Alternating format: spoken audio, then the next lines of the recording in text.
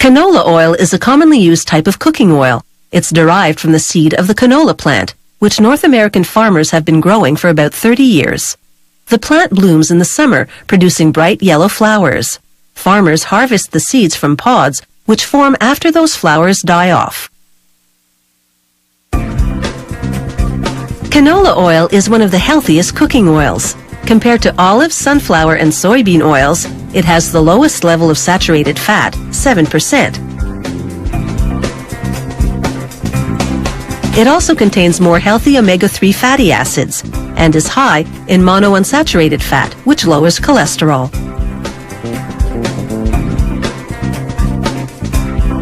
When the canola seed arrives at the processing factory, it contains foreign material, mostly plant pieces. So the first step is to clean the seed in a vibrating sieve. The seeds, smaller than the openings in the sieve's mesh, fall through to a conveyor below. The foreign material remains on top. A conveyor moves it to a storage bin where it's collected for sale as cattle feed. The seeds pass by a magnet. It removes any metal that may have fallen in during the journey from field to factory.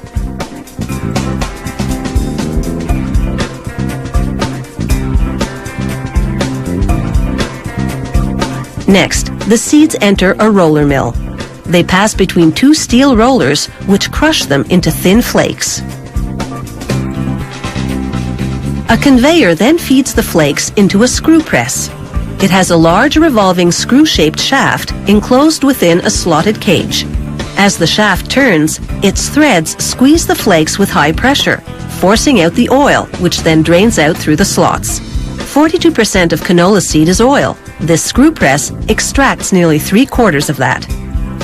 The remainder is still trapped in the pressed flakes, now referred to as canola cake. The cake exits the other end of the press and moves on to a second extraction. This one, a 70-minute wash with a solvent. This chemical extraction process removes all but a trace of oil. The factory then grinds the cake into protein-rich meal, which it sells as animal feed. The extracted oil, stored in large tanks, now enters the refining phase. First, they wash the oil for 20 minutes with sodium hydroxide. During this wash cycle, they spin the oil at high speed so that the centrifugal force separates the natural impurities, which the factory later sells to soap manufacturers. After this cleaning process, the canola oil is visibly clearer. However, it still contains natural waxes, which make it look cloudy. So the next step is to cool the oil to 5 degrees Celsius. This thickens those waxes so they can be filtered out. The waxes don't go to waste either. The factory uses them to produce vegetable shortening.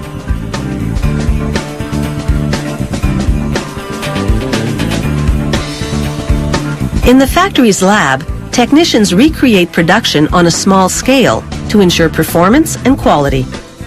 Meanwhile, back in the factory, after washing and filtering the oil, they bleach it to lighten the color, then use a steam injection heating process to remove the canola odor.